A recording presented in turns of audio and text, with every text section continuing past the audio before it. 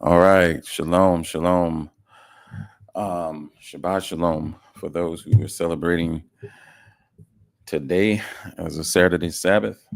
Um, First thing first, I want to say apologies to the reschedule. We had some storms coming here last night, and it was pretty bad.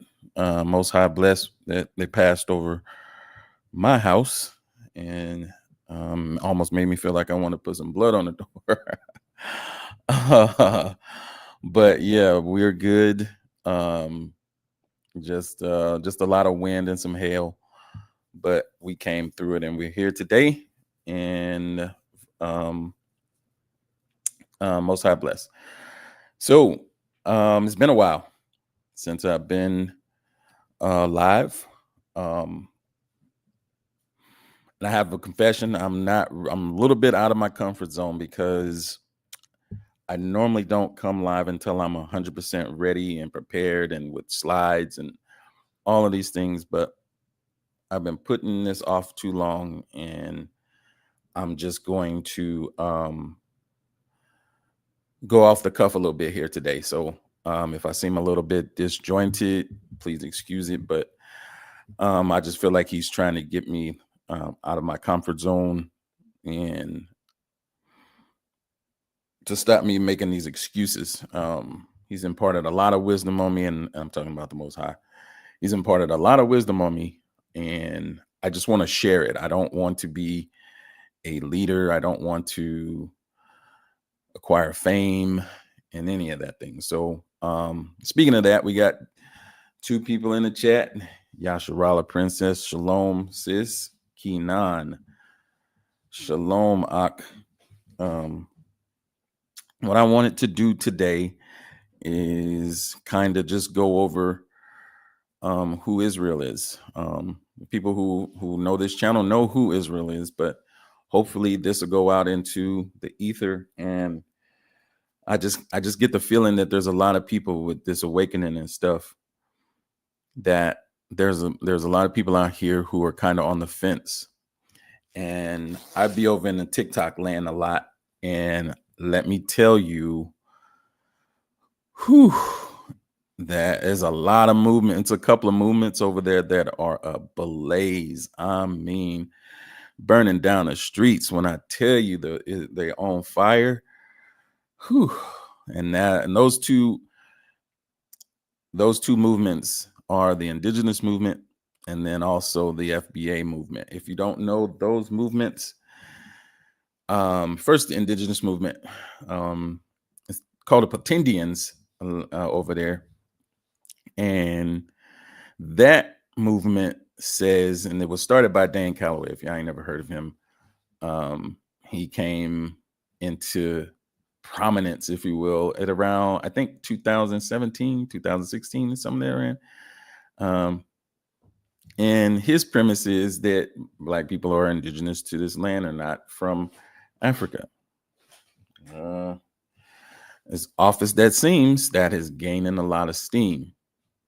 The FBA is a little bit different in that they don't claim to be, and it's weird because they don't necessarily claim to be the Native American Indians, but they still say that Black people are indigenous to the land.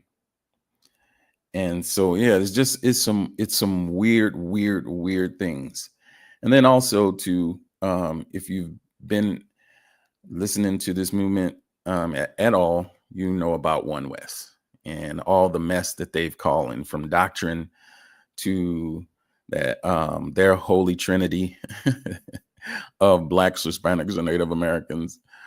It's just a lot of muck and confusion out there. And so if I don't do it today, hopefully this is a kickstart to me coming on and interacting as much as I possibly can, whether it's with two people, whether it's 2,000, 20,000, is and be Most High's will.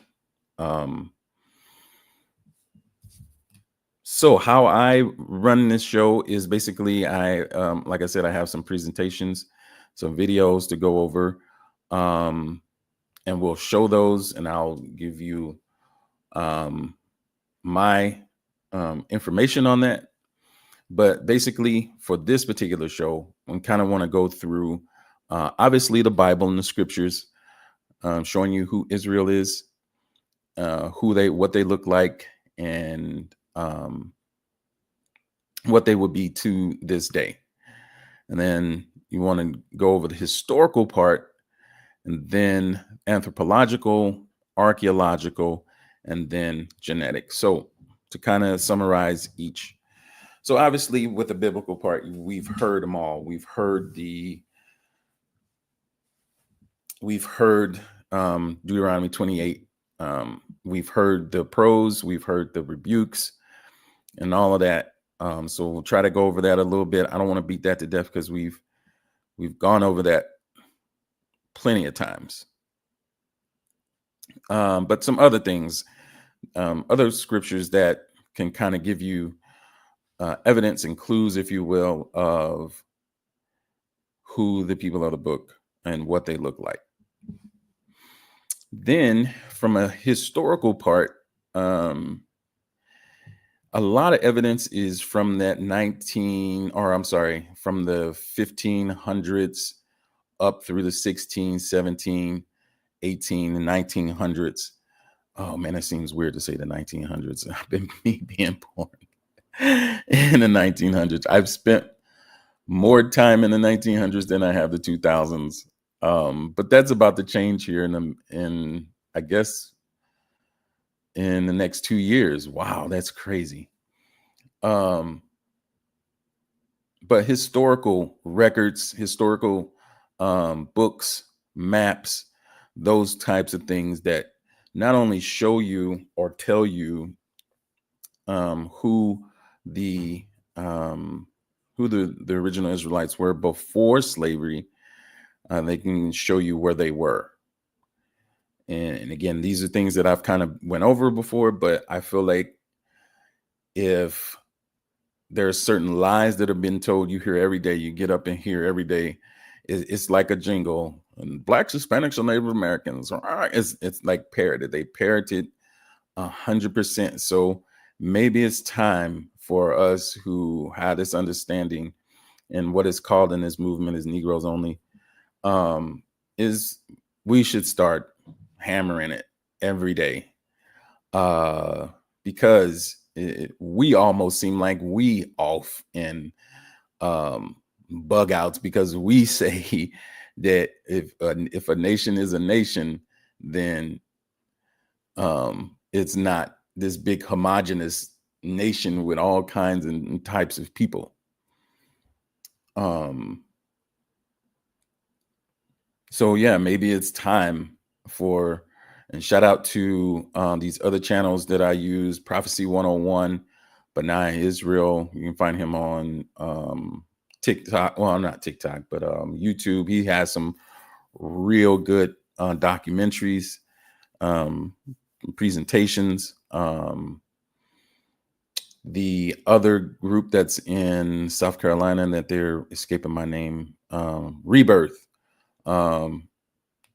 They did a 3-part series that's on Tubi called Reclaiming the Throne. Shout out to the Willie Bullies. Shout out to, I think I said Negroes only. Who else I want to give shout outs to? I said Prophecy 101. Kadar Resurrected. Go check them out. FOP. And if any more comes to me, we'll bring them up. So, so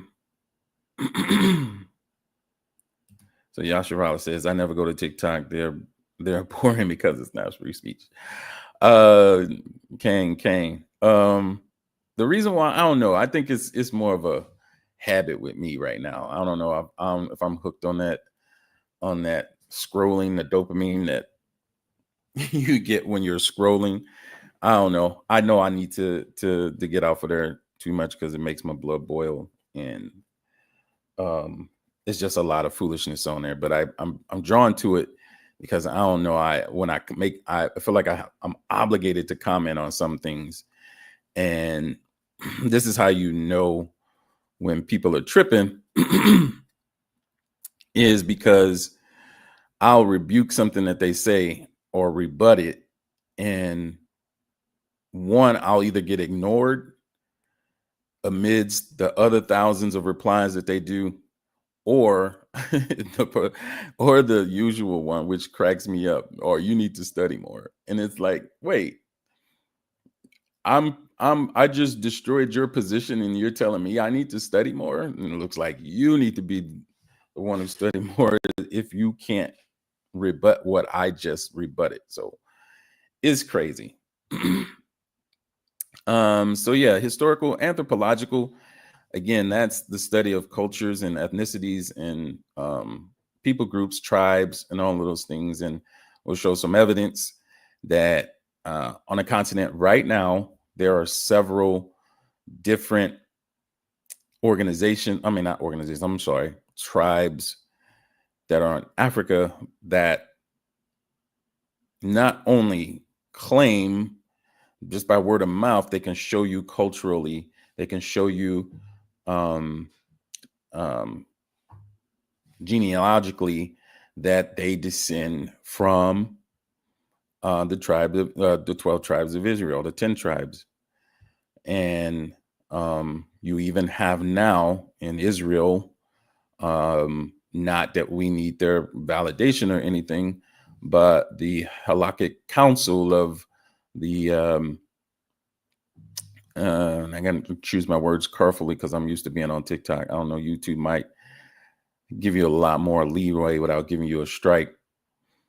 Um, the Ish people have recognized Gad, have recognized that the tribe of Israel, the 10 tribes, are in Africa, and even in their Talmud, they've recognized this. So, oh,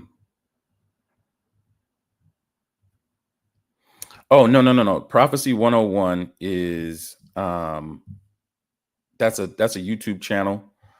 And I'm gonna show some stuff from them. And then Negroes Only, which is Uriah, and I think Uriah is still doing that. It's still posting to that channel. I think so. And then archaeologically, so not just that the Israelites were black, but we have archaeology that supports Israel being a nation, because there are naysayers out there, and a group that I kind of forgot to mention, but it's kind of in on this too, is the Pan Africans, and and what Pan Africans believe is obviously that we are descendants from West Africans and Central Africa, South Africa, but they don't recognize any other origin, so they don't recognize. Well, I'll take that back. Kemet is recognized, and it's okay to be Kemet, Egyptian, but to just go up a few miles north into the land of Canaan and where Israel is, that's absurd, which doesn't make any sense whatsoever. And again, we'll move along those lines of showing you archaeology and then genetics. Okay. And to touch on that briefly, when you look at the 10 tribes, or the 12 tribes, sorry, they were born out of a family. So obviously we have Abraham, Isaac, and Jacob. And then Jacob had 12 sons. And then those 12 sons had 12 sons and daughters, or those 12 sons had sons and daughters. And then their sons and daughters had sons and daughters. And so it's one big family. I really don't understand how that's hard for people to comprehend this, is that if there's a nation, and we're specifically talking about this nation that has that was eponymously named after a man and his descendants, like, why wouldn't you understand that genetically they're all going to be related? I don't get this. So we'll show that a little bit later as well. And again, the reason why I kind of think that this is happening, all of these movements, again, the indigenous movement, FBA movement, Pan-Africanism, and then One West, all of this movements are done to, in some way, shape, form, prevent you, the average Black person, from understanding where you come from. Okay.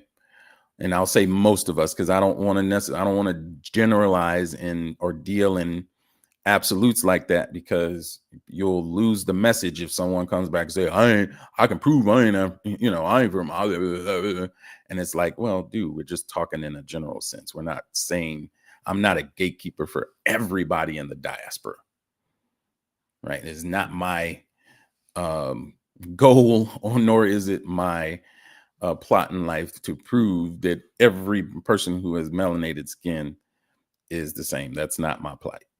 Okay. But us in general, and it does have a spiritual component. If these scriptures resonate with you and you fit the phenotype, then you are most likely Israel. Okay. But, and I'll make this statement. When I say this, who is Israel? We're not just American. We're not just African, nor at this point are we just from the land of Canaan. Our migration and forced migration through thousands of years, several thousands of years, has made us into who we are today. And we cannot forget any component of that. So no more can we deny our American experience. We can't deny our African experience. No more can we deny both of those experiences than we can deny our origin story. So all three of those phases make up who we are. So on one side, you have One West who says we ain't African, and you want to forget everything that happened over the thousands of years or so and hundreds of years or so that our people were in West Africa, Central Africa, South Africa, migrated there, still have relatives there, distant cousins there. You want to forget that. Then you have FBA, want to forget that we ever even came or have West African roots. And then you have the indigenous, that, and in my opinion, that's the counter movement, the counter origin story. So at every level, we have these counter stories that are being propagated to prevent you, Black people, from focusing on what we really need to be focusing on. And that is who we are, but also getting back to having the law, statutes, and commandments written on our hearts. All right. So that's enough of me opining for a while. So I'm getting ready to play some clips, and fair use, invoke the fair use rule on these. And we're going to begin first by the Goy, the other nations. All right, so let me present.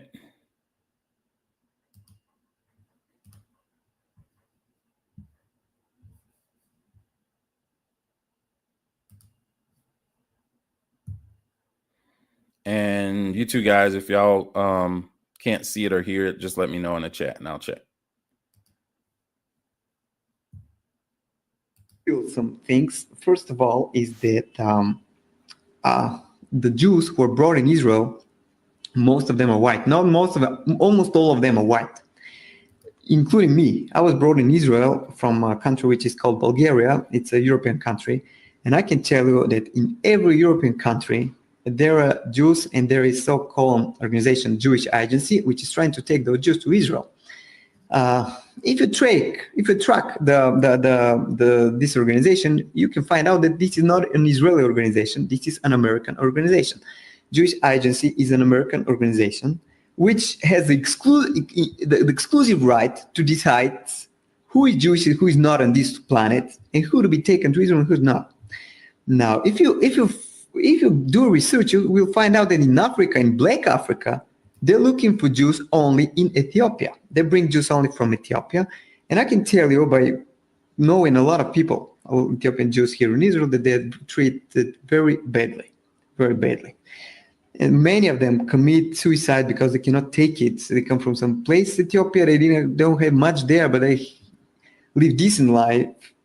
And when they come here and try to be humiliated and so on, some of them cannot even take it. Now, what I'm trying to say is that why from each white country this Jewish agency is trying to bring Jews, and when it's about Black Africa, they're going to Ethiopia, and this is where they stop. The only one place.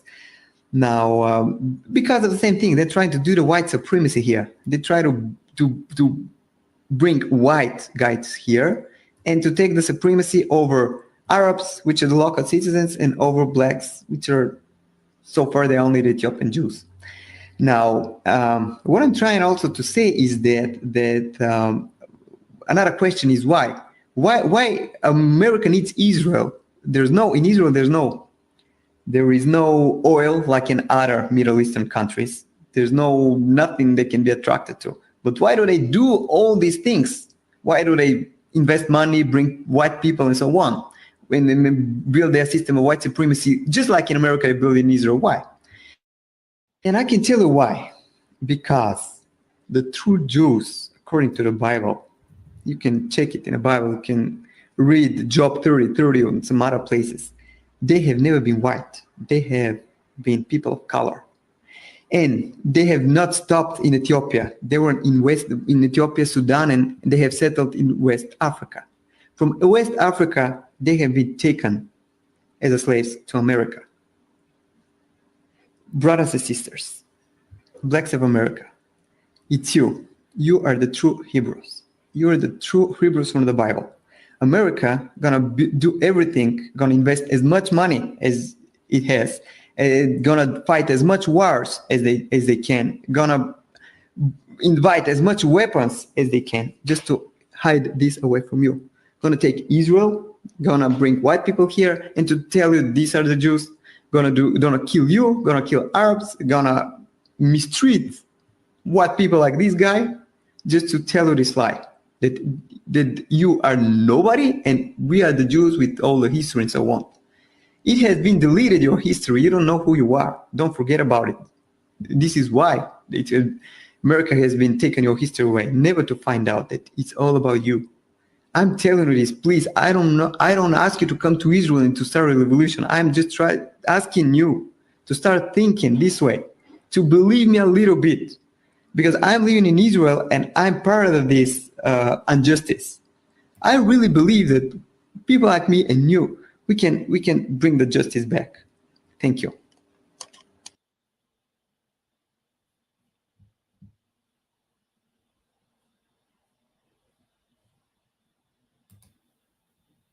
Oh, no, hold on just a second. All right. I could let this Kingdom Preppers play for 10 minutes. Again, we can go all day with just the evidence. I'm sorry. I can, again, let that play and we can go all day with videos like that, clips like that. That's all over the internet. But again, you heard him say that, hold on, let me, it'll be helpful if I bring up a map. Hold on.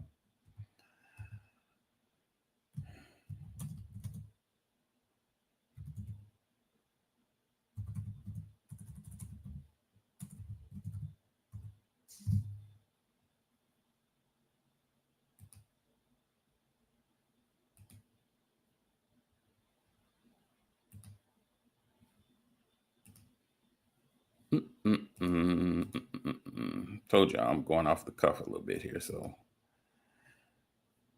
be patient with your boy. Be patient with your boy.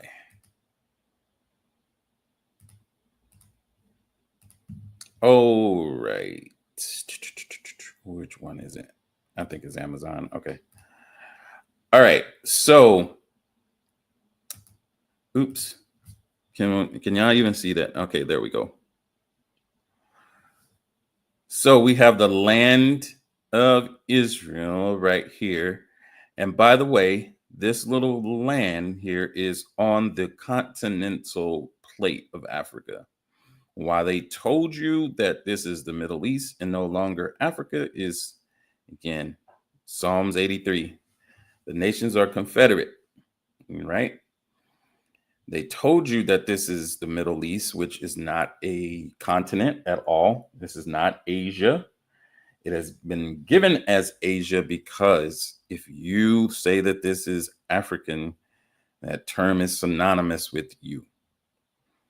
Now, there are Hamitic people on the continent. When you look at Egypt, Liberia, and either in some parts of Ethiopia. Now, there are some Shemitic people also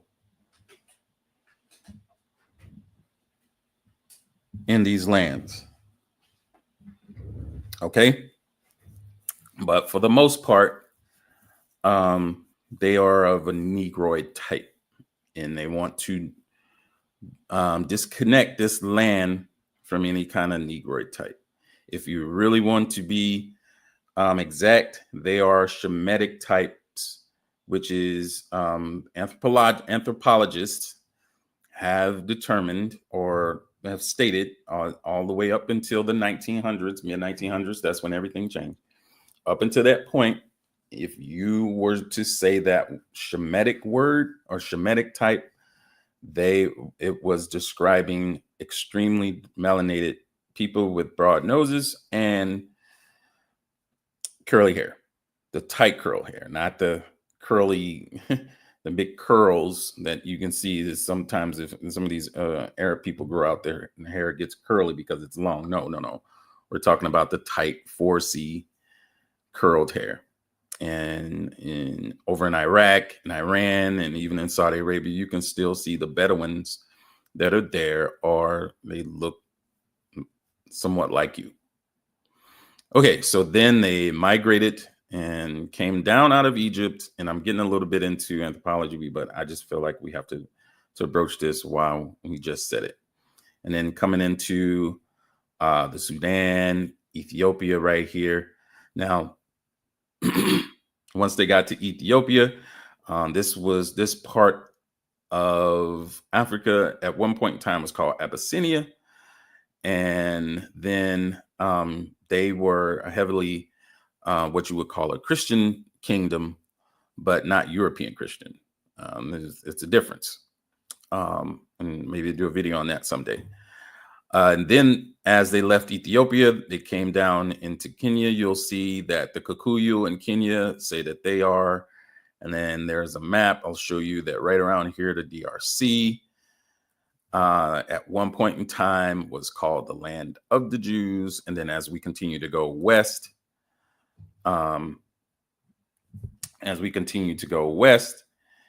you can see tribes and people groups here that say in Nigeria, Benin, Togo, Ghana, and show you a map that there were pockets of Israelites there. And then if you come down here to South Africa and Zimbabwe, the Limba tribe are down there, and they are 100% been proven to be from the tribe of Levi. And then history, you'll see Angola played a big part, the Wango Jews, and all of these things. Okay. But I just wanted to show you that to go in line step with what this gentleman just said. So he's just not selling you wolf tickets. There's information to back this up. All right, so let's get on to the next one.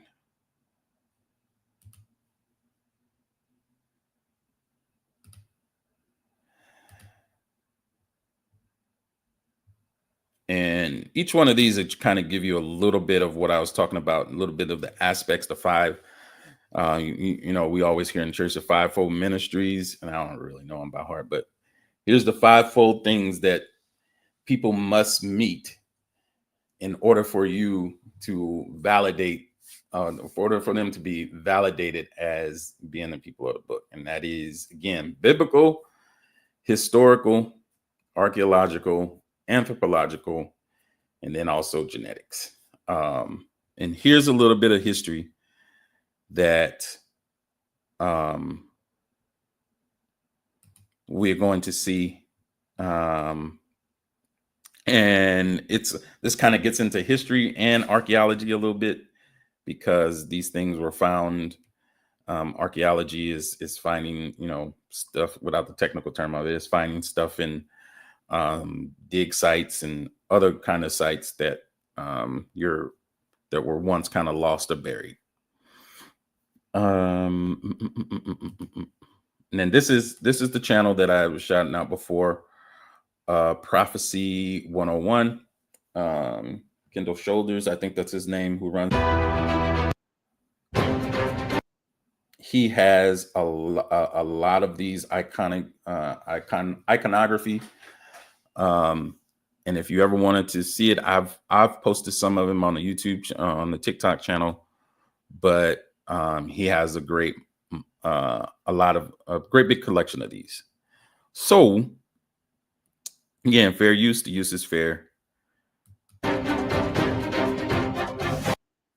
Oh, I'm sorry.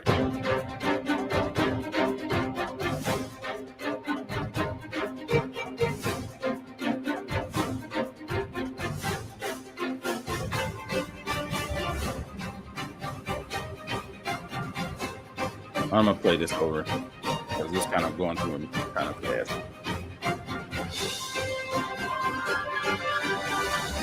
I mean, you can't really see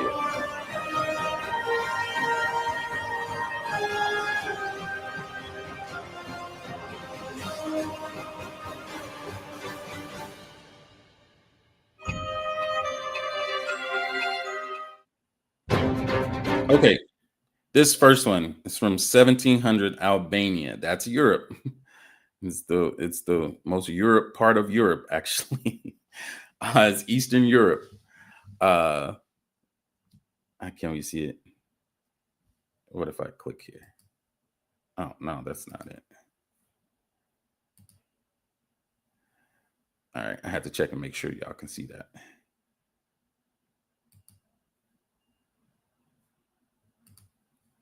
Okay. And this is the depiction of the crucifixion. And I mean, you can clearly see this is not faded paint. This is not paint that's turned brown over years. Some of them will try to tell you, no, that's not the case. This is how it's depicted. All right, and we talked about Ethiopia. There's some belief that our Armenia was the first Christian nation. Nah. Ethiopia, like I said, Abyssinia was before all of them. And the oldest book, the oldest Bible that we have is the Ethiopian Bible. That's the oldest Bible that we have. Now, sometimes oldest don't mean first, but in this case, I'm of the belief that it does. And you can clearly see, needs no explanation there. And this is from the 1500s.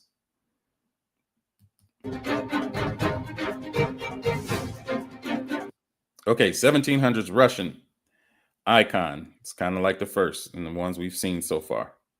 And then down here, you see his mother Mary, and I think this is Thomas. You remember the scene? Is it Thomas? I could be wrong. When he was asked who was his brother, and I'm paraphrasing. He turned to Mary and he told her, "This is your mother," and all those things. So this is the crucifixion, and again, there's no denying it.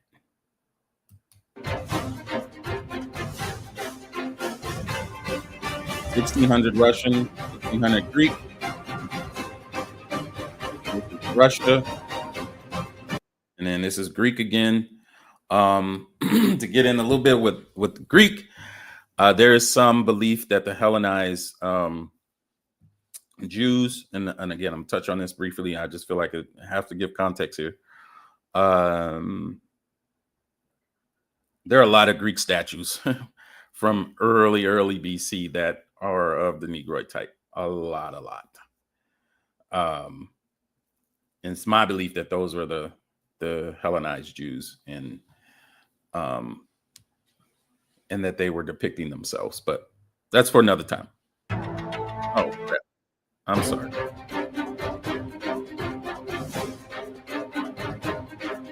I can't fast forward. All right. Russian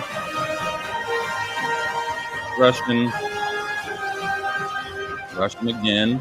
1500. Here's 1400 Spain. And we'll talk about that too, a historical part. Spain will play a very important part, Spain and Portugal. But this is from 1400 Spain.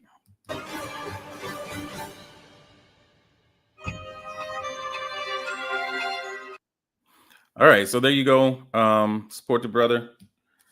Prophecy 101. He does a lot of teaching as well, Bible studies and teachings and things that have a deeper meaning than just your everyday sermon stuff. So, I'm all about spreading other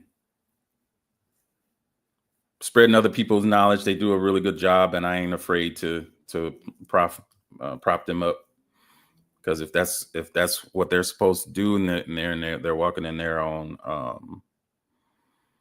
they're walking in their purpose, hey, I'm all about supporting them.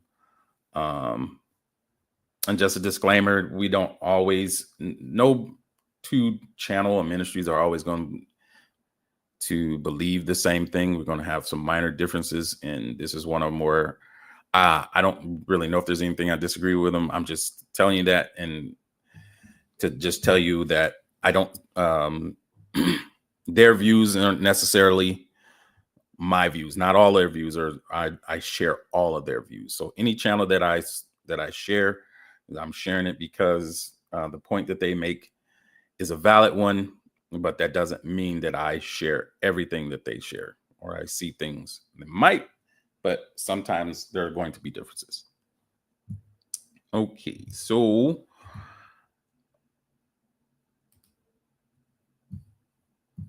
all right, so we got another one. This is these brothers are called the Biblical Rumble Room.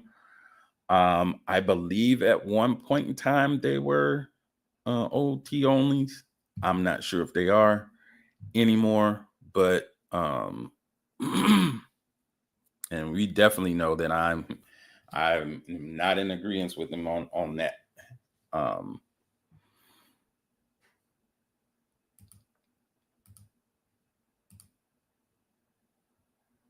But again, they do some good work on this particular subject.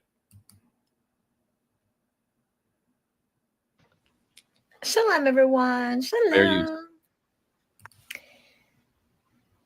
Hey guys, so I just want to say that Brother Ron on Truth Unedited has been doing so many super good teachings on like the secret societies and all that, and he just released one today on a Sunday. He always does one on a Friday, does one midweek, but a couple times he's done them on Sunday too. So you're just Yeah, Truth Unedited is another channel if y'all want to check him out. He does a lot of animation that's kind of cool. Again, we have a difference. I don't know if you can say it major. I ain't afraid to say major. We have some major differences on the Messiah, but again, at this point, I think it's more important. Well, not more. I can't say that. Don't let me say that. I think it's important for us to at least get this foundation right now. So that's why I'll mention those people, and we can hash out doctrine a little later at another time. But this is something that I think needs some attention. To, because there's so much misinformation going out there. So it's wonderful. You feel like you're getting an extra teaching pretty much. And so I'd watched the one just a little while ago that he had released earlier today. And I am highly recommending that if you have not taken any of these, you jump over to YouTube and take some of his latest teachings. It's such good stuff. It's so informative and it brings everything together. And the ones that the last couple on this topic has been talking about, like, basically the leading away of Yasharel Black people, and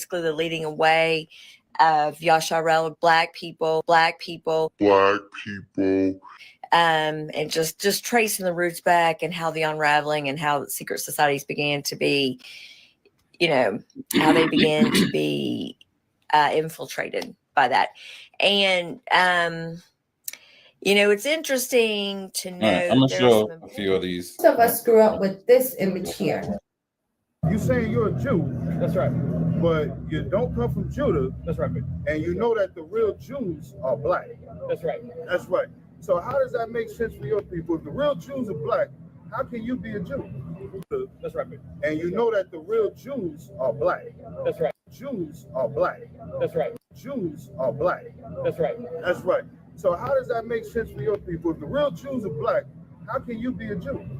Well, I guess you make a good point there, and maybe I think there's something different there. But I think that like the type of Judaism that I'm talking about, or more white Jewish people, I think they got something too. You know what I mean? It might not be exactly what you're talking about, but they got their own culture.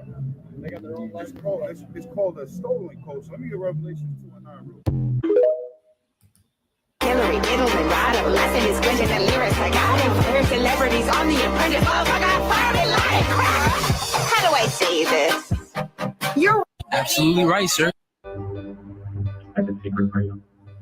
In case you didn't know, there are no white people in the Bible.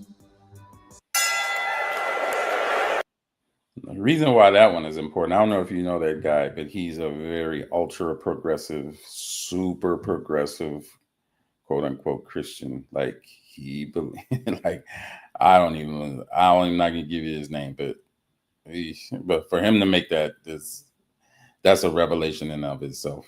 I'll play one more. Hey, we got the accent challenge. Shout with me today. Almost 10. Alright, number 1, we got Beanie. Number 2, we got Heat. Number 3, we got It. Number 4, we got B. Number 5, we got And number 6, we got Cheat. All right, so yeah, that's just a couple of things that to kind of set the stage a little bit. One, that it's not just this black movement, or if you want to call it a ninja movement. It's not a nigga movement where people of of black descent are just making this claim without any kind of evidence, or it's solely to them. And that's different than this FBA movement, and it's different than this indigenous movement. The only people who are on this indigenous movement is just black folks. Ain't nobody else. You have one or two sprinkled white people who just give their opinion. But you don't have anybody in the Native American community not co-signing it or stating it. You don't have any other people. And it's basically just this whole thing that you have a few images. You know how I just showed you those iconographies, right? Now, based on those iconographies, that doesn't mean that it's us, right? That doesn't mean that there's Black Americans or the diaspora, because we know melanated people are all over the continent of Africa that aren't really us. But it's just a step. It's just mitigating circumstance that says that, hey, here's proof that, or here's some information that we know what they didn't look like. And so that starts tearing down that foundation, or tearing down that facade that in 1948, Israel came back into being a nation again, fulfilling Ezekiel 37. Let me give the link here.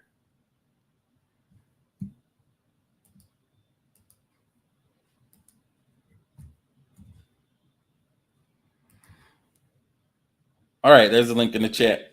YP.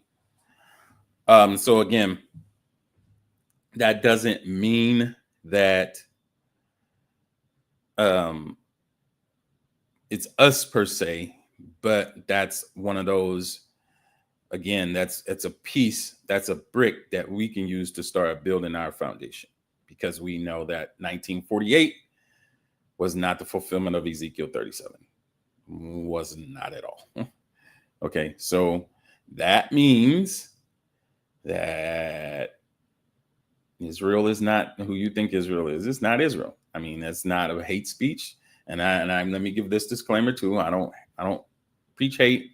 I'm just telling you what's the truth. If the truth offends you, then I always say that's a you problem, that's not a me problem. You have a problem, and that's something that you need to reflect on and understand why that hurts you. Because truth, if it hurts, then that's some self-reflection that you need to look on and deal with. All right. And I'm speaking to the average Black man and woman too. I know some of this might hurt you. You know, your pastors told you something different.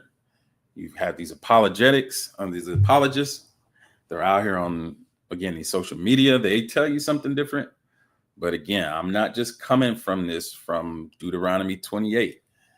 Deuteronomy 28 that's kindergarten. The level of that, or not that it's not relevant, but there's so much more that you can graduate to and that you can put in your arsenal than Deuteronomy 28:68 or whatever, 28, the whole thing, right? Again, that's just a brick. That's just one brick. And when I say kindergarten, yeah, I don't mean to belittle that fact, but that was 101. That's like 30 years ago. And there's so much more information that has come out that supports it, that you don't have to rely on Deuteronomy 28:68 in the transatlantic. The you shall return, you shall not, you shall return to Egypt in ships. That's again, that's I'm trying to say the words without coming across as belittling it or marginalizing it. But again, I'll just say this: there's so much more than Deuteronomy 28:68. But we'll read that just for context. But we'll read it. We'll read some other things as well. So, yeah, I put the link in the chat, YP, if that was you or somebody asked you to come up here. But one rule: I'm not in a debate mode right now. If you want to come up to debate, you can wait till afterwards. But if you have some other things to support, or you just kind of want to, chat about these things as we're talking about it, have questions, that's welcomed. But if you're scoffing, you can sit out until later. I can meet you in the parking lot after school. All right, let me check my outline. All right. So we're going to go to scripture next. And we'll start at Deuteronomy 28.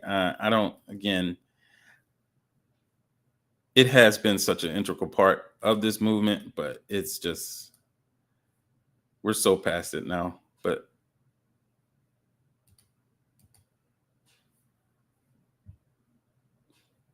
Let me share my screen before I do that because I want to show y'all what I'm reading from. Excuse me.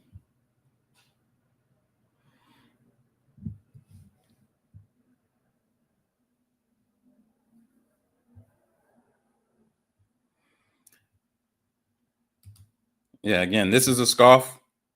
And again, there was not Israelites in America thousands of years before the transatlantic slave trade. That is the understanding of Second Esdras, too, that America's Azareth, and America's Azareth, and Turtle Island, it's Syria, it's that's nonsense. I'm not going to address those right now.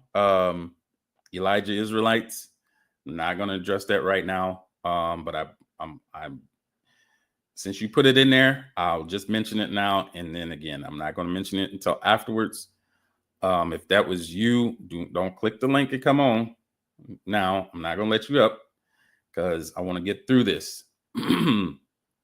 There is no evidence other than the understanding of Second Esdras 2 or Second Esdras or whatever it was, that they came over here after the Syrian captivity, and there's just no evidence of that. All right.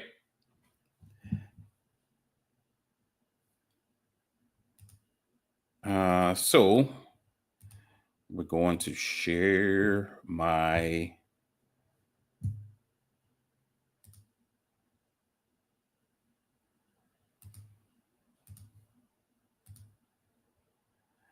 all right. Let's go to the cover.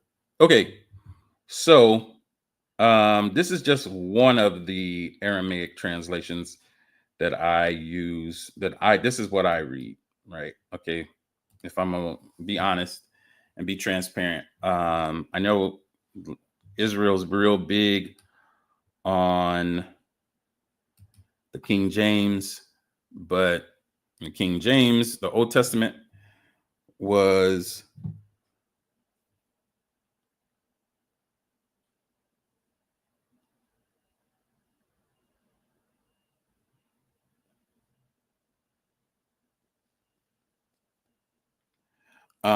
sorry, I had got a message. What was I saying?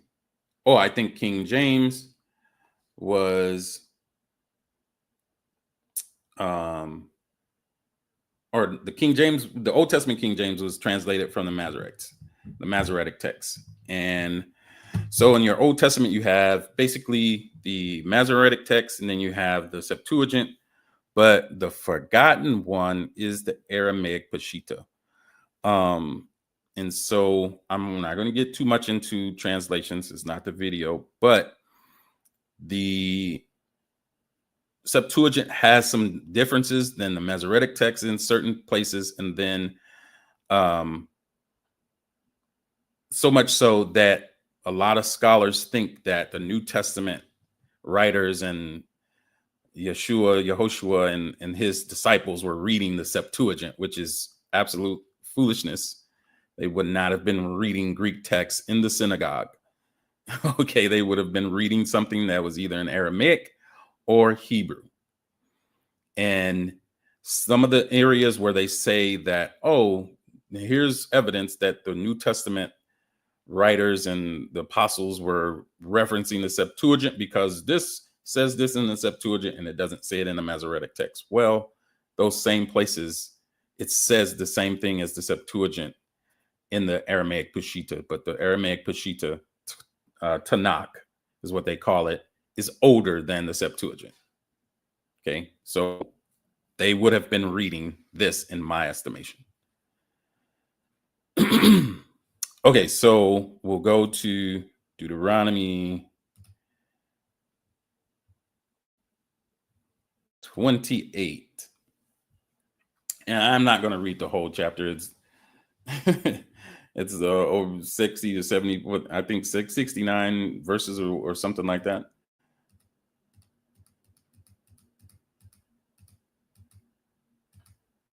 Yeah, 68 verses, sorry.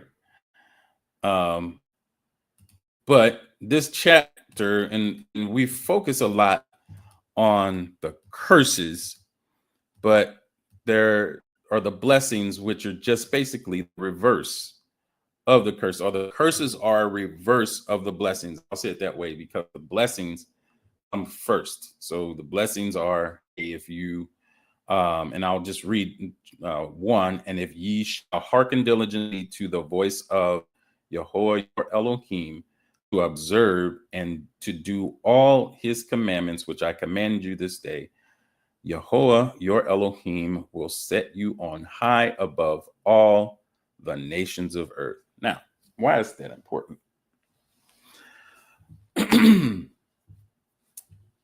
So, who's ever on that last line will set you on high above all the nations on earth. If you are on high, which means you're running the world, you would be steeped in righteousness. There would be no confusion, right? But can we go right now to that land over there and see an abundance of righteousness? Come on. Right? So how is the fact that they're on top of the world? How is that a blessing from the Most High when Tel Aviv is LGBT capital of the world, for one. Atheism is wrought in that land. A lot of them just are that way because it's tradition. They don't even believe in Hashem, as they call them. So these blessings cannot be the fact that they are on top of the world or wealthy or whatever, cannot be. Okay. So then we'll go all the way to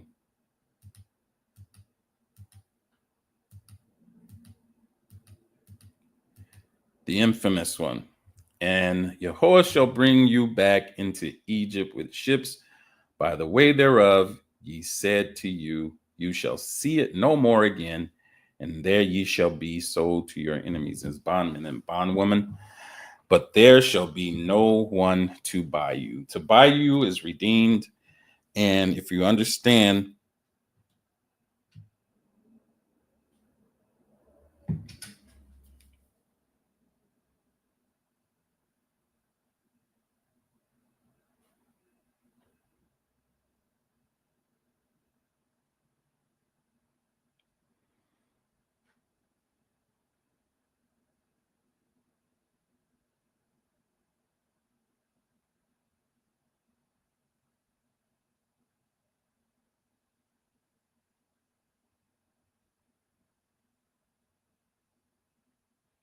hold on for a second, people. Okay. Let's see. Where was I?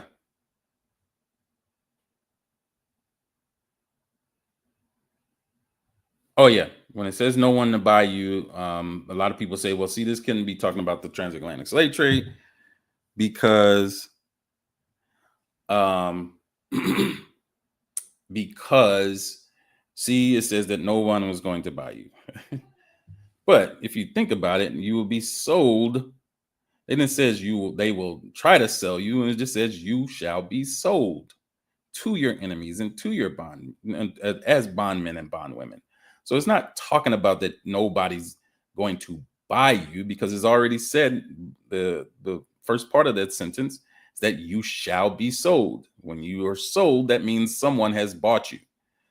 This part, there will be no one to redeem you. So the difference is, and again, this is for you scoffers who speak against the scriptures, the Bible. See, the Bible supports slavery. Well, this Bible doesn't support chattel slavery. Okay. When you are a servant, which is often translated as slavery or slave, when you Man, I keep losing my train of thought because I'm getting messages. My bad. I'm sorry. Oh,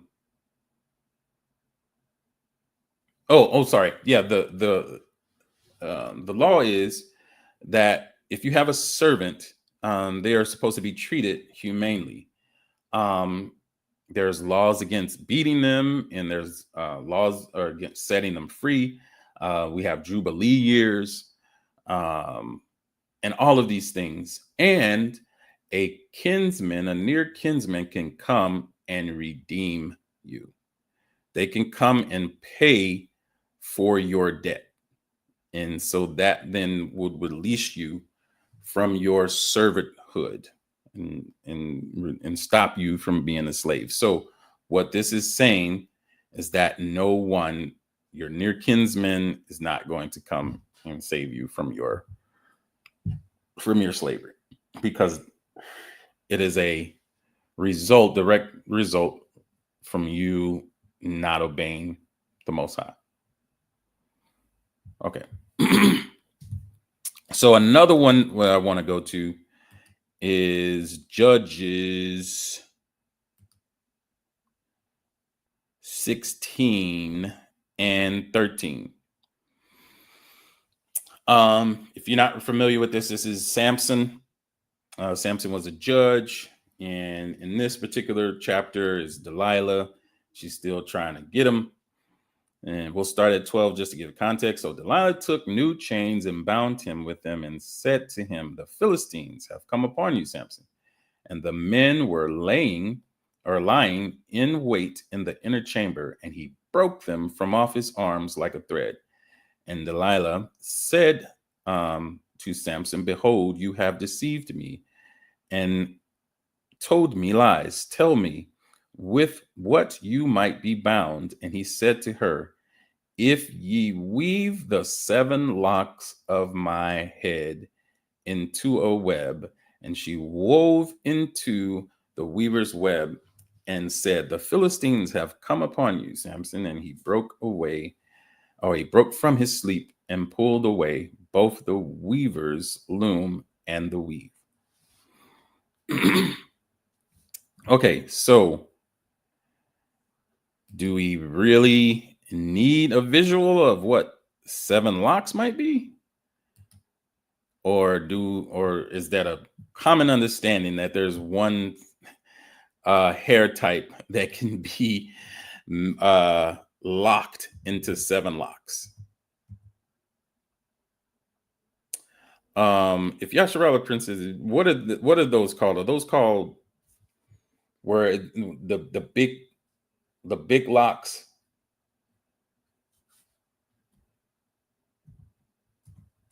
The big, it's not dreaded locks. It's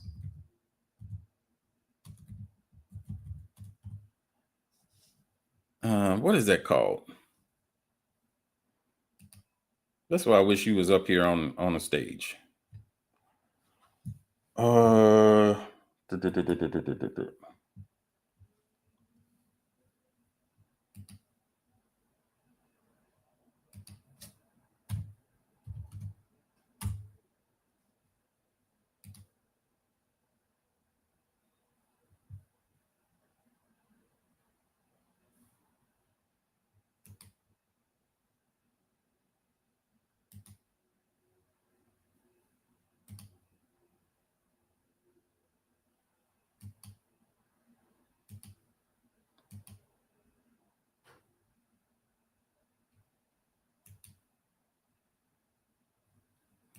Okay, let's look at this.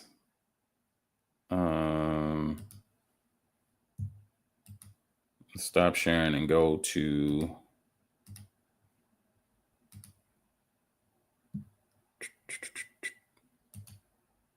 no, that's not it. Oh well, we can share this one. Okay, so this is off of, I don't know if y'all have ever seen that series called The Bible. And this is a British brother playing Samson. Now he doesn't have those 7 locks, But and I was trying to find a picture of it. If free from locks, not from wins.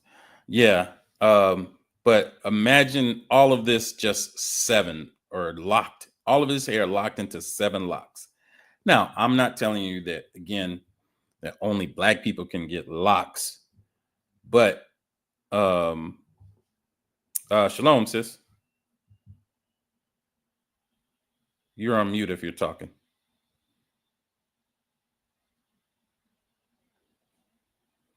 Okay, while she gets situated. I'm not saying that, but again, you're adding little bricks. Okay, you're adding bricks and bricks and bricks, bricks from over here, bricks from over there. You're adding bricks. Okay, so this is just but another brick that you can add on top of what the iconography that we saw, on top of Deuteronomy 28:68. We're just adding bricks. Okay, the foundation of it. No, I couldn't hear you.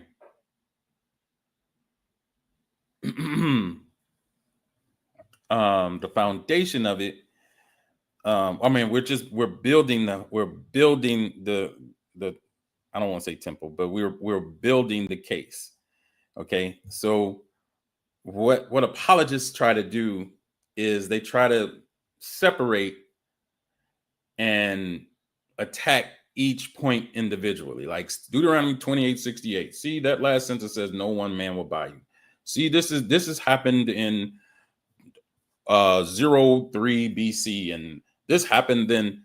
And well, first of all, the curses said that as long as you do this, or when you do this, this will happen to you. So that's not just a one-time thing. That is an ongoing, that's an occurring thing, reoccurring thing. So anytime you can go into righteousness and have a season of righteousness where if you are with the Most High, the blessings. And let's say you did that for 500 years, 1,000 years, but then your king, which is important, if your king leads you astray and into idolatry and into unrighteousness, and the nation, this will befall the nation. It's not just talking about 1 or 2 individuals. Oh, well, there's 2 individuals that are righteous. Why should they go? No, you have to understand. This is why it's important for your leaders is that if your king, if your leader's unrighteousness that are in unrighteousness, that makes the entire nation unrighteous. Okay. So you have to cry out as a nation. This is the reason why Psalms 83 is the Confederate. These other nations are Confederate because they know if they keep you divided as a nation, that's the key. If you don't put Yehoshua the Messiah as your leader, as he says in 1 Corinthians 1:11, the head of every man is Christ, at the head of every woman is the man, right? If he is not your head, then as a nation, if he is not the head of our nation, then we're always going to be in this state. So we have to, as a nation, make the Yehoshua, the righteous king, our head. Then, and this is happening now, but this is why you have all of this confusion. Is to keep you as individuals or to hold you into different pods. And again, you got the FBA pod over here, you got the indigenous pod over here, and you got the One West pod over here, and then you got the girls only pod over here, and you got all of these pods, and no one is coming together as a nation with Christ as the head. Shalom, sis, you're on the stage now. And your mic is still muted.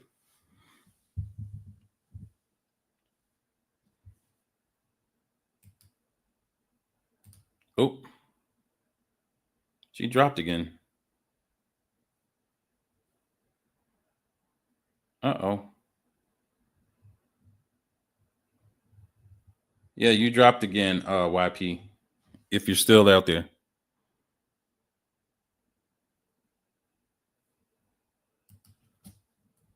All right, try one more time. I don't know what happened. Okay, but this is what Judges 16 is talking about. And again, they tried their best to let me get to that. So they tried their best to do the locks, but we know that this is not 7, this is multiple. But the 4C hair can even go into what they call natural uncultivated locks. I don't know what they call it. Uncultivated locks, right? Where it's just 7 of them. And this is what Delilah interweaved into the rope into his hair to keep him from, because he thought that would make him powerless. Now, he's a Nazarite, right? And I think he is from, where is Samson from? Samson is from the tribe of Gad, or one of the 10-12 tribes. I'm not sure. And this is his mother right here. This is a picture of his mother. And this is what I'm saying.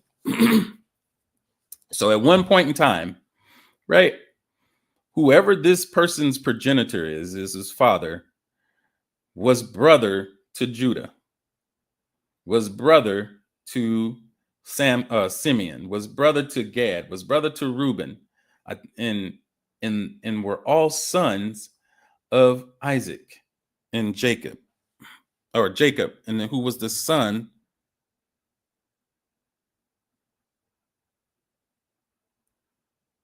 Oh, she said she's having problems.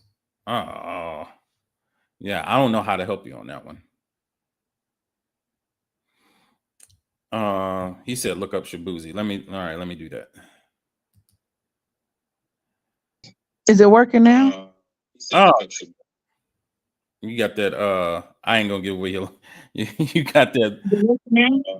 You got that. It keeps going out though.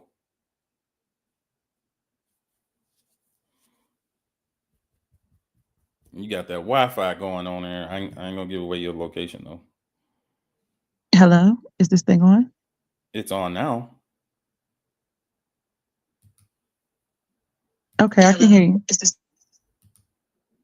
It keeps going out. It's not going out. I'm muting. Oh, okay. No, I can hear you. Yeah, I can hear you.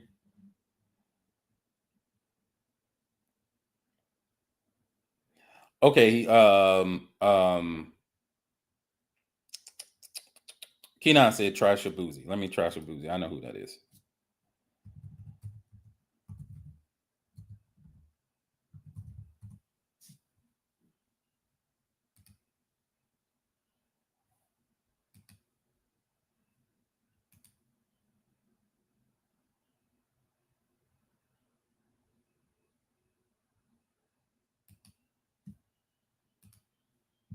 Okay, yeah, that's a good one. That's a good one, Keenan.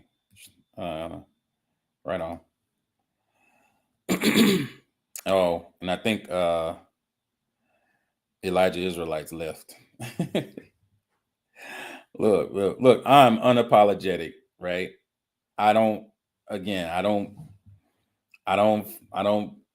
for the BS, man. Look, the one thing y'all can't come up here and ever tell me is to study it. You should do your research. I've done my research. And I've sat in rooms, I've combed the books, I've combed everybody's quote unquote evidence, and it just doesn't stand up. I'm telling you, if you get out of that mindset, zero down. This is what I like to say, and I've done this. Hold on.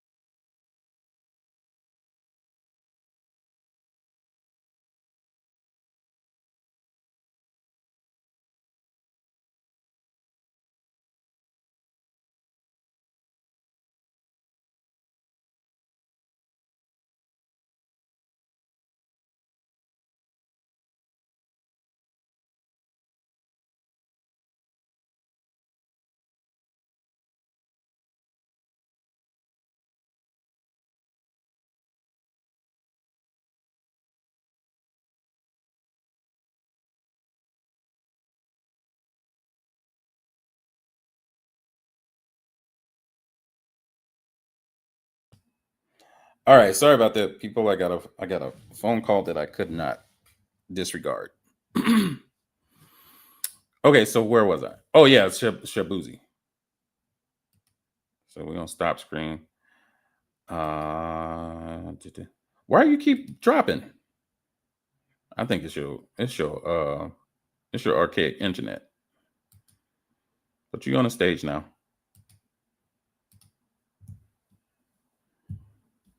Don't judge my internet.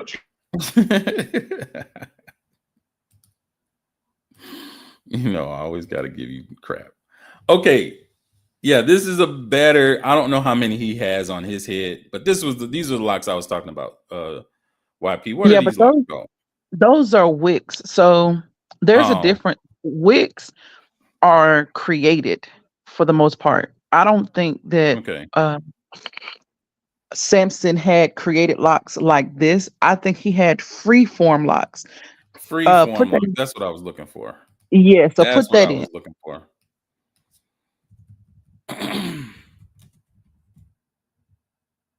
And if I may speak on that little incident that happened with Elijah Israelite. Elijah Israel. Mm-hmm. I think that he forgot that you're Negro only. he forgot the Negro only side over here. So I'm one that believes that just because a person is melanated, because the original people of any country are melanated, right? Just because a person is melanated doesn't make them Israelites. So saying that to say, I personally don't subscribe to the second Esdras doctrine either. Let me stop echoing. Hold on. Okay. And so I get why he put that in the chat, but I think that he forgot that that's not necessarily our doctrine. So it's flawed from the stance of One West. Yeah. But yeah, he wasn't scoffing. He's just he's our brother. Oh, you went out. Yeah, you went out. You're still here, but you went out. While she comes back. This again, these she said these aren't free form. I tried to look up free form, but I just want to use this as an example, right? So these are wicks, like she said, but these are wicks, like she said, but just imagine 7 free form locks that he just his hair just naturally locked together to form these big 7 hefty locks, right? Again, this is not something that's overtly proof, but again, you're putting a brick into the foundation and the wall, and you're building up. So this is a major brick. Why is this a major brick? Because, man, I really don't know if we're allowed to do this, but screw it. Most eyes on my side, and whatever happens, happens.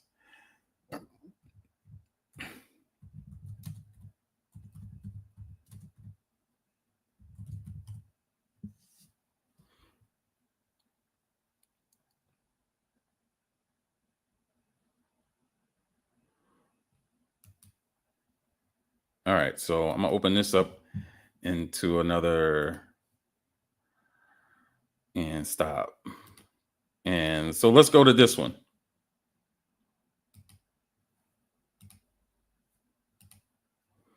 So these are like what they call side locks. This is not a lock. Why is this not locked? Because his hair isn't locked.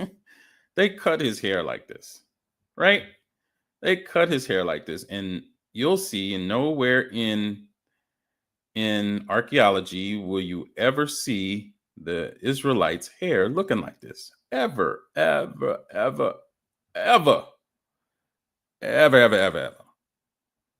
Okay? Nowhere in scripture, or not scripture, but nowhere in archaeology will you find this. Not in any paintings, anything. Will you find locks? Yeah, you'll see that they were depicted as with locks drawn. And then you'll see again, or what I meant to say there was here they're saying that this is from Leviticus, I think 29 or whatever, or something like that, where it talks about you shall not round the corners of your head. This is where that belief comes in. So even though they cut all their head around there, this is the corner of your head, which your head is a circle. So there must obviously be a misunderstanding there. And this is how you know that this book really isn't resonating with them, because that's a translation. That's a modern translation into this book, right? So, and this is, and then that particular chapter, that's talking about not doing what the Canaanites do. So the Canaanites were rounding their corners of their head for their dead. The Canaanites were cutting flesh into their body for the dead. The Canaanites were marking their body for the dead. Wasn't something that should have become some type of hairstyle. All right. So what are we coming up on? An hour and a half? Okay. So, and I think we lost YP. I think she is gone all the way. Not just off the stage. She gone. All right. So another one is Absalom.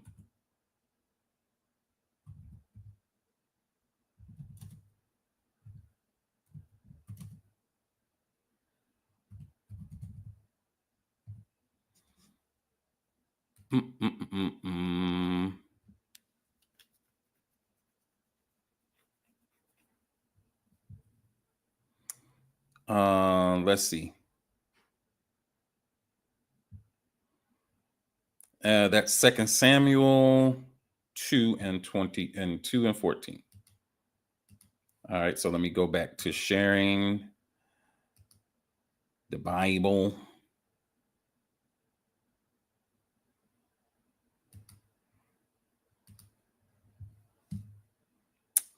If you want to use your other phone, maybe try to come in on your other phone. I don't know what to tell you.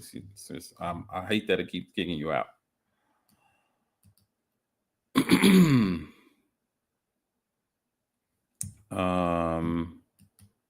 Wait, where's my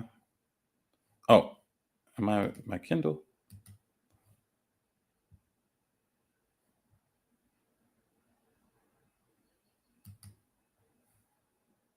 The browser has blocked your screen. Click on the screen icon to address. It won't let me share my Bible now. My Kindle app. Oh, she said the other phone doesn't work. Oh man. Yeah, we're having problems. So let me just go to online. Let's go to Bible Hub. Or I like Blue Letter Bible, sorry. Blue Letter Bible, and we want 2 Samuel.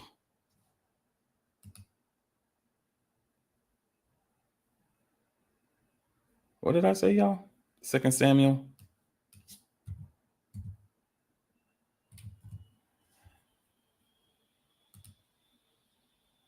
Second Samuel 14.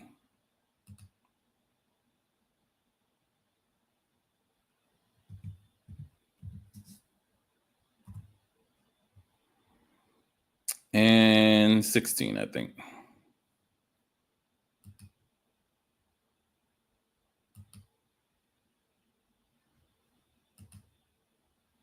$26, sorry. All right, so I think I got that on the screen. Let me share. There we go. 2 Samuel and 26. Okay, but in all Israel there was none to be so much praised as Absalom for his beauty. For the sole of his foot even to the crown of his head, there was no blemish in him. And when he pulled his head, for it was at every year's end that he pulled it, because the hair was heavy on him. Therefore he pulled it. He weighed the hair of his head at 200 shekels after the king's weight. Now,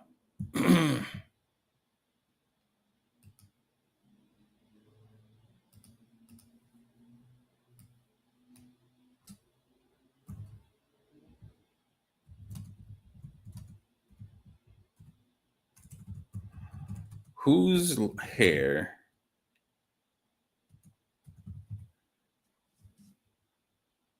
do you think that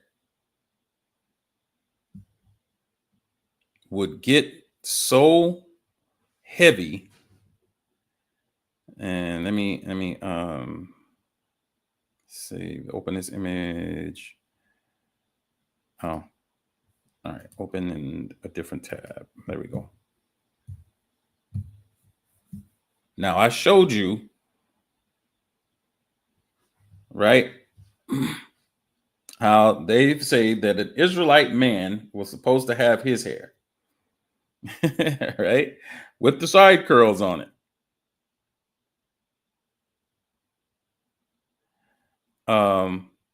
With the side curls on it. But what if, or think about this.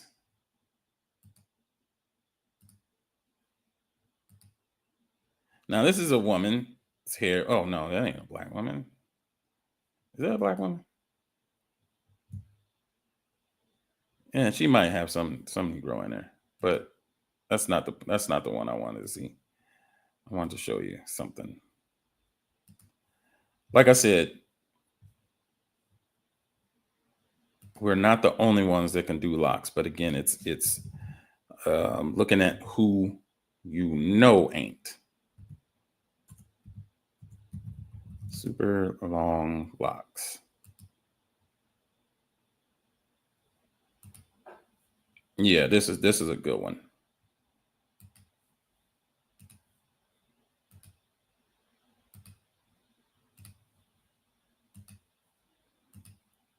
Okay. Now these are braids, but this over here, these are locks. All right. This brother, and then he didn't braided it up. But look at this man's hair. Now, 200 shekels, they tell you, is about 5 pounds. Right? I think it's more than that. I think they're a little off. But his hair was so heavy that they had to cut it and trim it. Right? This hair gets this would be super heavy because the volume of hair that's there. It's not just the length, but the volume, right? The volume of hair makes it that weighty and dense. So Absalom, who also got his hair tangled in the tree, and it tells you that also. I don't think we need to go there, but it tells you that also. So this so 2 Samuel 14 and 26 is telling you that Israelite men can have hair that grows so long that it can become weighted to the point where you need to cut it every year.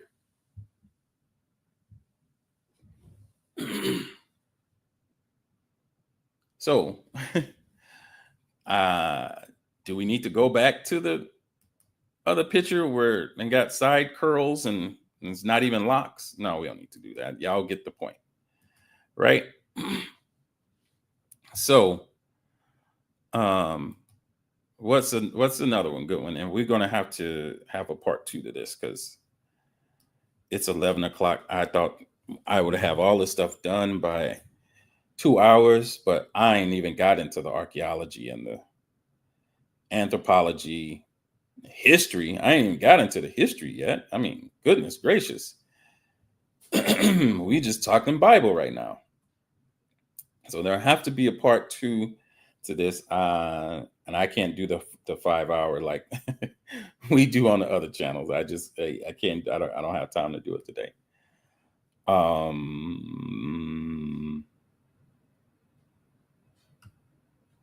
Let's see. What else did I want to bring up? Oh,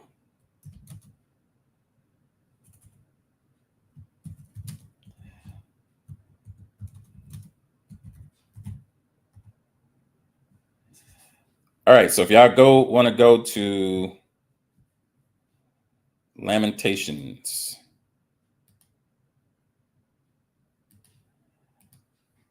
This might have to be a 5-part series, y'all, because I think the history is going to take 2 hours.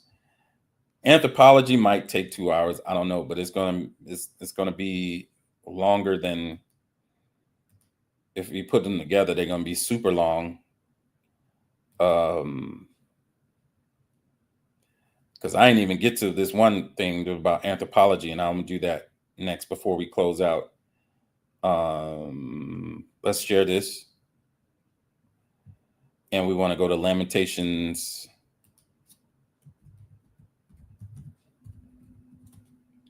4. Okay. And it's 4 and 8, but we'll read it. How is the gold become dim? How is the most fine gold changed? The stones of the sanctuary are poured out in the top of every street. The precious sons of Zion, comparable to fine gold. How are they esteemed as earthen pitchers, the work of the hands of the potter? Even the sea monsters draw out the beast. They give suck to their young ones. The daughter of my people has become cruel, like the ostriches in the wilderness. The tongue of the sucking child cleaveth to the roof of the mouth for thirst. The young children ask bread, and no man breaketh it unto them. They that did feed delectably are desolate in the streets. They that were brought up in scarlet embraces hills. Sorry. For the punishment of the iniquity of the daughter of my people is greater than the punishment of the sin of Sodom, that was overthrown as in a moment, and no hand stayed on her. Again, what this is talking about is the lamentation. Lamentation means like sorrow, or they're going through sorrow.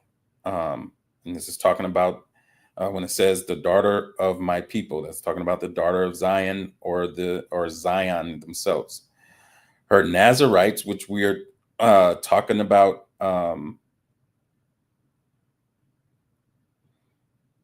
which Samson was purer than snow. Again, that's not talking about their skin tone. That's talking about their righteousness. Their righteousness is without blemish. They were whiter than milk. Again, that's what this is talking about. It's not talking about their skin tone. Because here it says they were more ruddy in their body than rubies. So in their body, they were more ruddy, red. At this time is more brownish than it is red. It's not talking about ruby reds, because again, when you see a polished ruby, it is red. But if you see a natural ruby, looks more like a sardis stone or a jasper stone. It's very brown with reddish tint in it. Their polishing was of sapphire. Their visage is blacker than coal.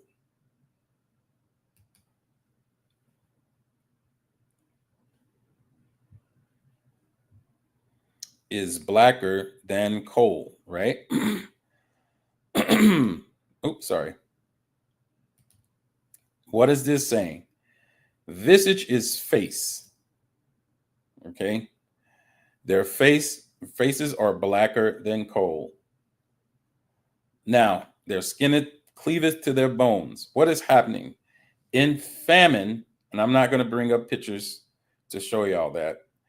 When Black people are in famine, or are famished, or have not eaten or are upon starvation, our skin darkens.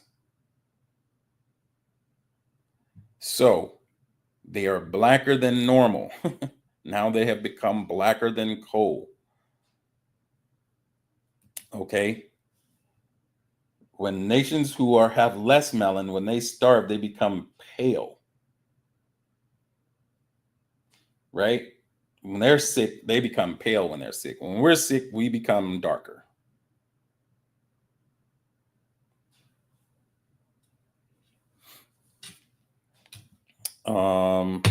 What's another good one that I can go to? Now, the one where it says they're black into the streets. I don't necessarily think that that's a good translation. But let me see if I can bring up what I was talking about, and then we'll end with a video, and then there'll have to be a part 2, and actually more parts to this. So let me go to I think it's on TikTok.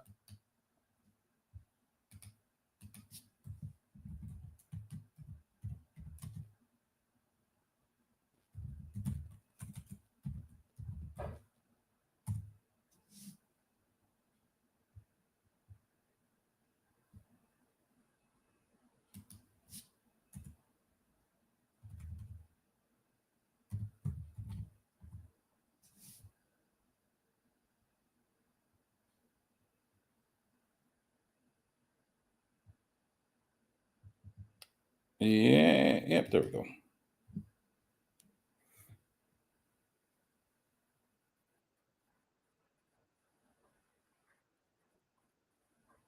Oh, sorry. This is oh, I'm sorry. What happened?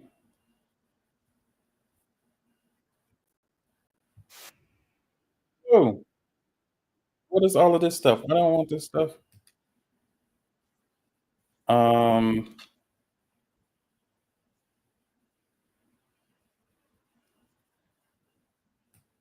oh, this is my profile.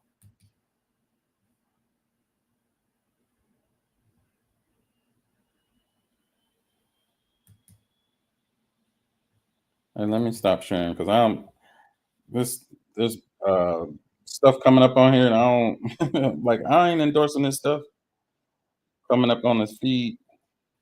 All right,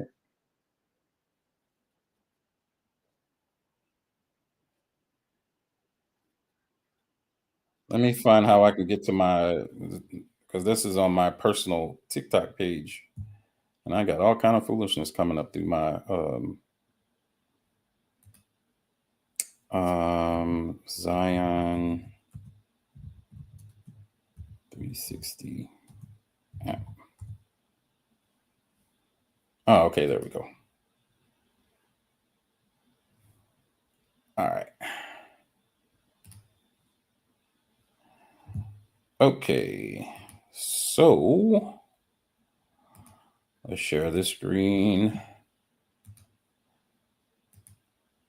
Okay, so this is TikTok, but when I was telling y'all before, when it talks about their body is ready as rubies, lamentation.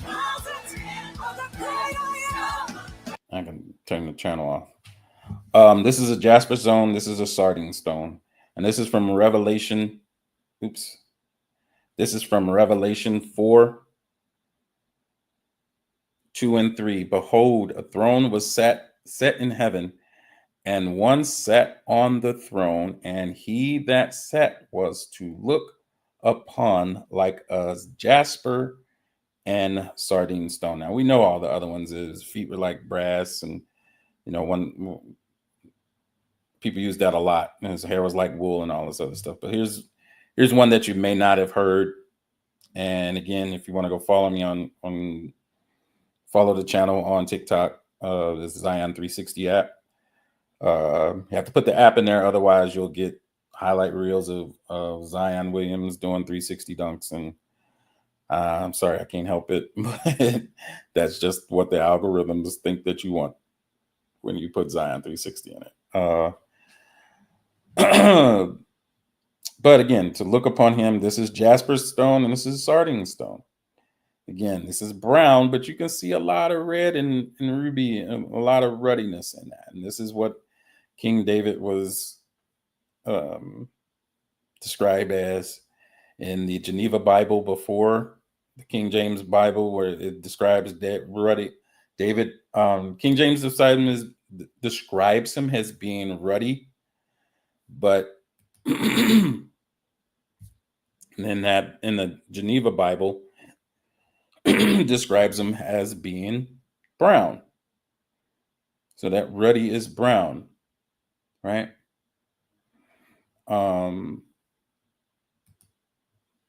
Again, this is the Zion 360 TikTok. Got a bunch of stuff on here. I read through the book of Proverbs. You guys can go and follow that as well and look at each one of those. Then a couple of years ago for Black History Month, I did a 40-day or 30-day Black History, 30 days of Black History. And you can go look at that as well. So for the next one, we'll go into history to kind of lay again some more bricks to it. Again, this is Reclaiming the Throne. That's a good 3-part series. Is about 2.5 hours or 3 hours each part.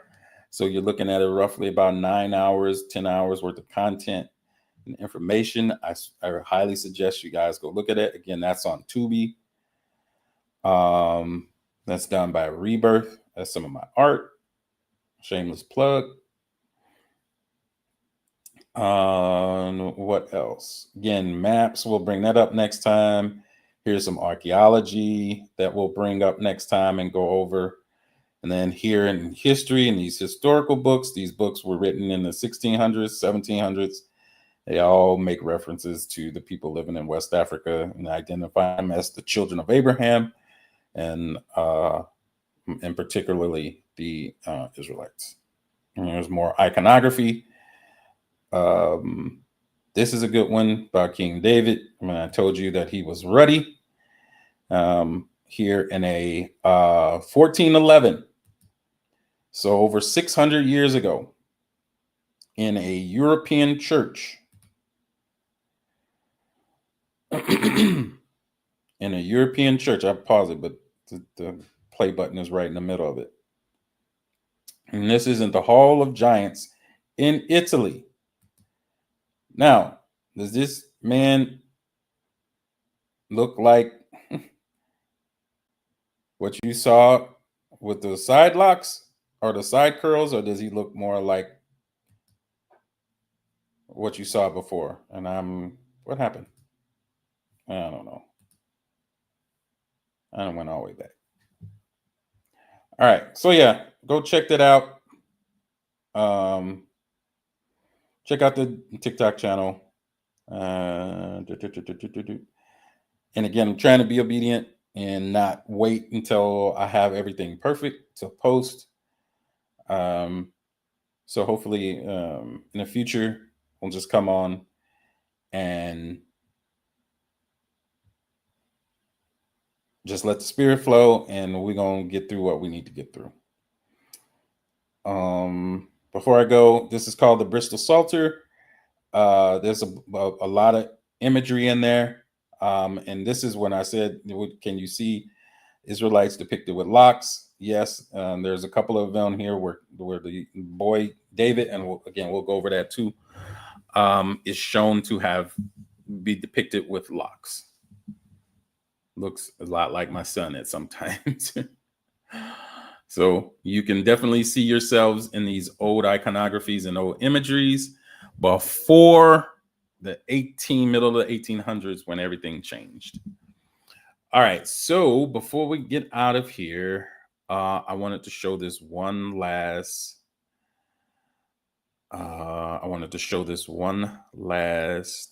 Video. Let me make sure I have it up and queued up and ready to go. Okay, yeah, this is from the Negro Only's channel again.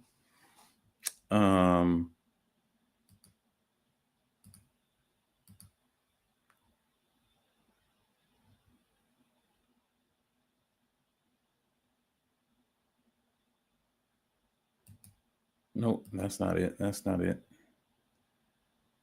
Am I having problems with sharing this now? Oh no, there it goes. This one touch a little bit on anthropology.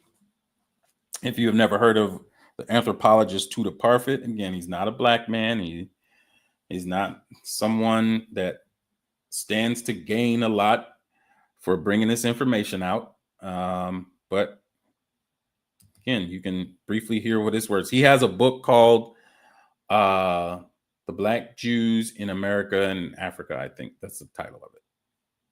The East Coast. Fair use. The use is fair. Not that many slaves came from the East Coast. Comparatively, most of the slaves came from the West Coast, and Luango was a major. Oh, I'm sorry. I started it right in the middle. A major country for. Given that there were plenty of black Jewish communities which had settled long before the beginning of communities, which had settled long before the beginning of transatlantic slavery, it's entirely possible. And again, he's talking about black Jewish communities. Now, we know that the term is a modern term. They wouldn't have called themselves Jewish if they weren't from the tribe of Judah. They would have called themselves Gadites or whatever. But again, he's talking about these communities settled in West Africa. That there were Jews who were enslaved in the West Coast and, of course, in the East Coast. Not that many slaves came from the East Coast. Comparatively, most of the slaves came from the West Coast, and Luango was a major country for the export of slaves. Given that. Okay, when he's talking about the East Coast, he's talking about the East Coast of Africa, and we know that that's where the trans-Saharan slave trade took a lot of our people to the East Coast, where into Arabia and further into Arabia and such. But when he talked about Luango is again along that area of Angola and all of that stuff. The first slaves to come here, and then I'll bring that up too in the history part, because Benai Israel did a good video on that too. Were from Angola, and their name was Isabel. I forget their husband's name, but they were a married couple, and their last name was Negro. They had taken on the name Negro as a surname because of they had migrated to Angola from the Spain and Portugal.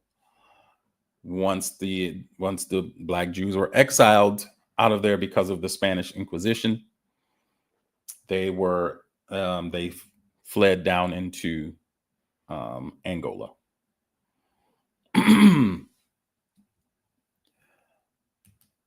So we are almost at 2 hours.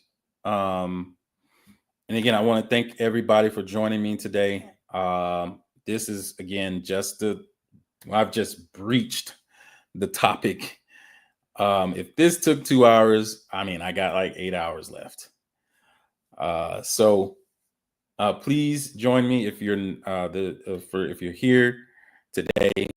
And again, I want to reiterate, I don't hate or I don't not promote dissension, or I don't try to suppress dissension. If you disagree, that's fine. We can still be brothers, but let's disagree and have a decent conversation. And if I come off as being a little bit of a bully, then again, that's probably something that you might need to look in on yourself with, because I'm not I'm just passionate about this information.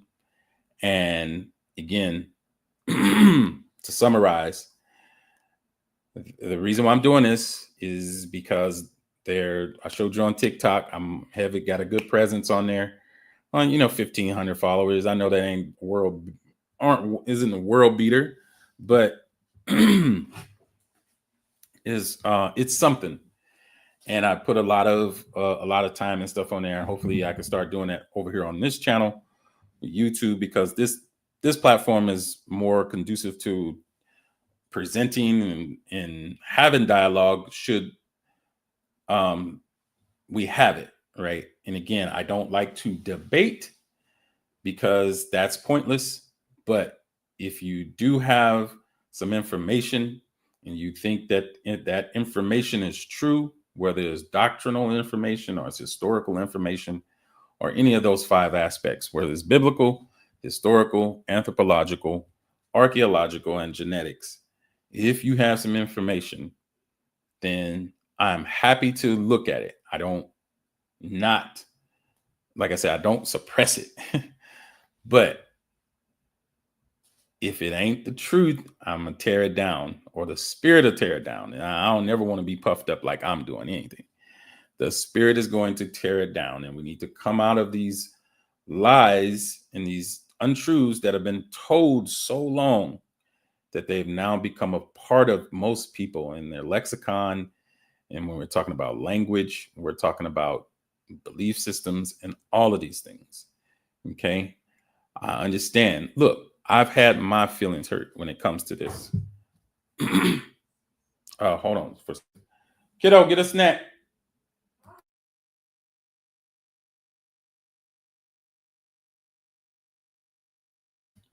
Sorry, but I had to go do some parenting real quick. The truth hurts. I've had to, when I was steeped, regalialized it. That ain't a word. I just made that up. I wasn't had so much Catholic regalia on me, bro, that it was a shame. And then somebody told me something and it smacked me dead in my jaw. It stole me in my jaw, as we say here in St. Louis. I got stolen the jaw by it, and I was rocked. And I had to accept that, right? Because when I found out and I did the research on my own and the unbiased research, and like I said, zero down your knowledge, zero down your understanding, what it is. Don't come in it with any kind of biasness. Lay your biasness down. Lay what you think is true. Lay it down. And if you go and it is built back up and you still believe it, great. But if you don't and it doesn't support it, you got to walk away from it. I've done that to where I've walked away from things. I've walked away from the Catholic Church after being steeped in it, and will preach against it and tell you to come out of it. But at the same time, I had to zero down my knowledge on the Messiah. And when I built it back up, I was confirmed 100% because I was made to look a fool. And so I said, oh, no, never again. And so my knowledge on that subject has been rebuilt about me personally going and study. I didn't take anybody's word. I ain't really this is what so-and-so, we've always believed this. Nope. And this is kind of why I take on that belief that some things you got to chew up the meat and spit out the bones. That's why these other channels they got some good stuff, and you'll chew that meat up. But those bones, you got to throw that out. So hopefully one day, if I just am just a small part of it, I'm gonna be obedient. And my goal here isn't followers. My goal is the truth. And it could be, and this is a little pretentious of me, but it could be 50, 60 years from now, somebody might listen to this. We still hear from Messiah came back. And this might turn 60 people, if that's all, I don't care. But if it just turns 1, if we leave out the 99 and go after a 1, then I'll go after that 1, because that 1 is valuable, and all heaven will rejoice at the salvation of 1, right? So, again, thank you, everybody. Elijah Israelites, if you're still out there, brother, if I know if that is who I was told that is, brother, you know I love you, and we can have a conversation about that understanding. But I'm just going to tell you, and I ain't going to shy away from it. History doesn't support it. Anthropology doesn't support it. Archaeology doesn't support it. Genetics does not support it. We cannot just have one aspect of this and that be, because every aspect of this bears witness to the other. Meaning the Bible bears witness to history. History bears witness to archaeology. Archaeology bears witness to anthropology. Anthropology is the study of ethnic groups and people groups in society. Those bear witness to genetics. Again, if Jacob had 12 sons, his sons had sons and daughters. Their sons had sons and daughters. Their sons had sons and daughters, all the way down to the slave trade, which we showed you. They migrated out into West Africa and Central Africa. Those people, if we are the same people, there should be a genetic, there should be genetic evidence of that. Meaning we've been in here, we've been on this country and this continent for 500 years or 400 years plus, right? We still share genetics, autosomal DNA with people in Africa. Still do. Still do to this day. We have the same L mitochondrial DNA. We have the same Y haplogroup DNA on the men's side flowing through our blood as the people on the continent who say that they are Hebrews. The same. So there cannot be people on this continent who don't share our genetics, nor do they share the genetics of people on the continent of Africa. You cannot say that they're the same nation if the nation of Israel is one big, giant related family. Can't be, people. So that'll be my ending part. That'll be my ending part until next time. Shalom. Thank you, Brother Keenan. Thank you, Sister YP, and whoever should see this, either Brother Elijah Israelites. We got much love for you. Thank you, and thank anybody who sees this, like, share, and continue to watch. So hopefully next weekend, maybe Friday night or Saturday night. Friday night, I think, is kind of a bad night because everybody's either out doing something. They're probably out doing something, or probably having date night or whatever. So Saturday classes or Shabbat class, if you celebrate the Shabbat on Saturday. And I don't mean to offend anybody who does moon Sabbaths or any other type of Sabbath interval. So hopefully, yeah, it should be next week. And I have a presentation. I know I tried to just go off the cuff here. I don't feel comfortable like that. I hate it. So I'll have some stuff presented. I'll have everything queued up and ready to go. But again, thank you for your patience. Thank you, everybody. Follow me on TikTok. Follow me here. And like, share, and subscribe. So until next time, Baruch atah Yahuwah Melech Haolam. Toda Rabbah. And it means thank you, God. Blessed God, the King of the universe, King of the heaven and earth. So peace, shalom, and until next time. I don't have a fancy outro yet. So I'll just play the Zion 360 video promo. So peace, shalom, and until next time.